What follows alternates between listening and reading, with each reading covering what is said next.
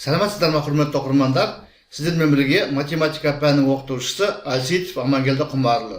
Бүгінгі сабақта математика пәнінен 9-шы, 10-шы, 11-шы сыныптарға олимпиадаларда ұсынылатын бір есепті талдайтын боламыз. Нақты айтқанда, берілген теңсіздікті дәлелдеу керек.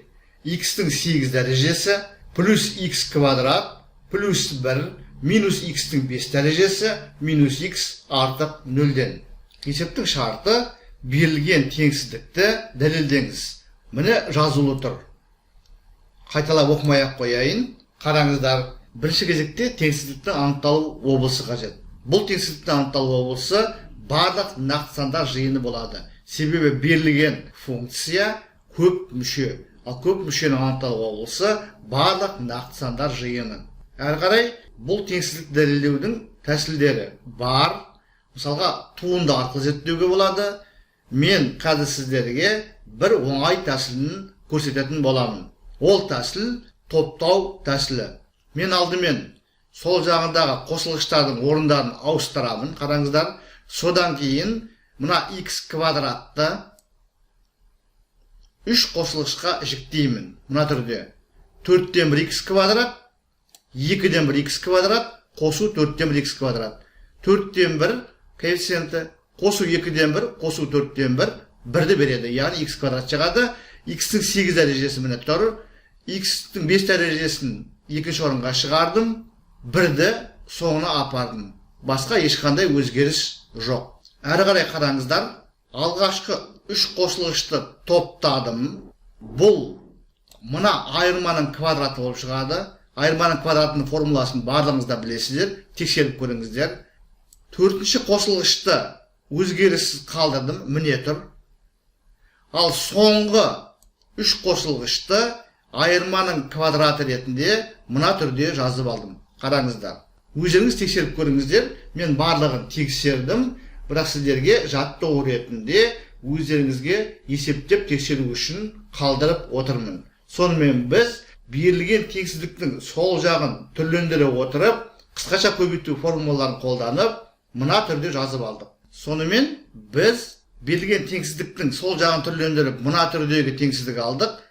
Қарасаңыздар, теңсіздіктің сол жағы 3 өрнектің қосындысынан тұрады, және өрнектердің әрқайсысы квадрат. Олай болса, олар теріс бола алмайды. Егер осы 3 өрнектің біреуі 0-ге тең болмаса, болғаны теңсіздік орындалады деген сөз. Теңдік бұл қосылғыштардың барлығы 0-ге тең болғанда ғана орындалады. Сонымен біз сол жағындағы 3 қосылғыштың әрқайсысын 0-ге теңестіріп көреміз.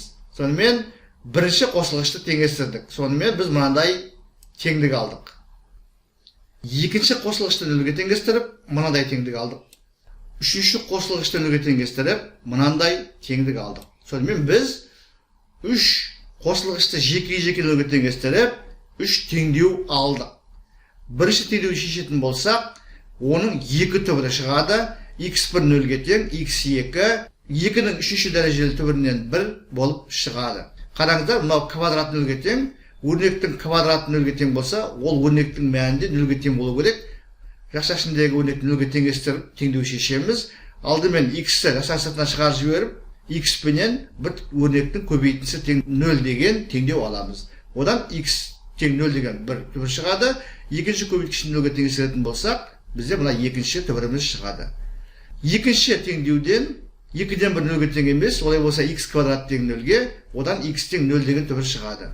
Үшінші теңдеуден өрнектің квадраты 0-ге тең, олай болса өрнектің мәні 0-ге тең болу керек. Яғни 2-ден 1 x минус 1 тең 0-ге, бұдан x тең 2 деген түбір аламыз. Сонымен біз 3 теңдеудің әрқайсының түбірлерін таптық. Енді қараңыздар. Жоғарыда айтып кеттік, егер мына соңғы теңсіздіктің сол жағындағы 3 қосылғыштың ең болмағанда біреуі 0-ге тең болмаса, теңсіздік орындалады.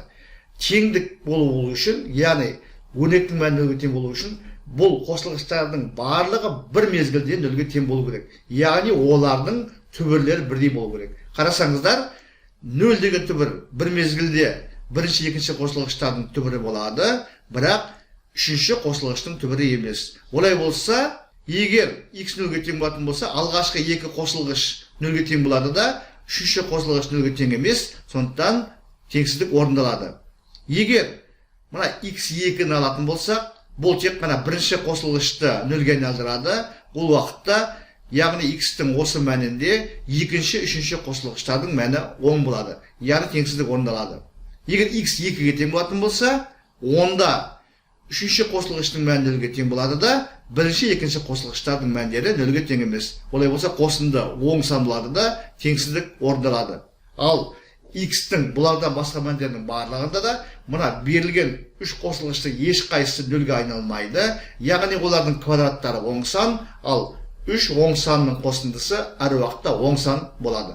Яғни нөлден үлкен теңсіздік орындалады. Сонымен біз бұл теңсіздікті толығымен дәлелдедік. Сонымен бұл көпмүшеге қатысты теңсіздік. Көпмүше болғандықтан анықталу облысы барлық нақты сандар жиыны, яғни берілген теңсіздіктің анықталу облысы барлық нақты сандар жиыны. Анықталу облысын тауып алдық. Әрі қарай мен жоғарыда айтып кеттім, бұл есепті шешудің тәсілдері көп, оның бір тәсілі туынды арқылы зерттеу. Мен оңай жолмен кеттім. Берілген теңсіздіктің сол жағындағы қосылғыштарды топтап, қысқаша көбейту формулаларын қолдана отырып, теңсіздіктің сол жағындағы өрнекті үш өрнектің квадраттарының қосындысы түріне келтірдім. Егер осы үш өрнектің барлығы бір мезгілде нөлге тең болса, теңсіздік орындалмайды, басқа уақытта теңсіздік орындалады. Мен әрбір қосылғышты жеке-жеке нөлге теңестіре отырып, олардың түбірлерін таптым, және үш қосылғыштың бір мезгілде нөлге айналмайтындығын дәлелдедім. Сонымен теңсіздік толығымен дәлелденді.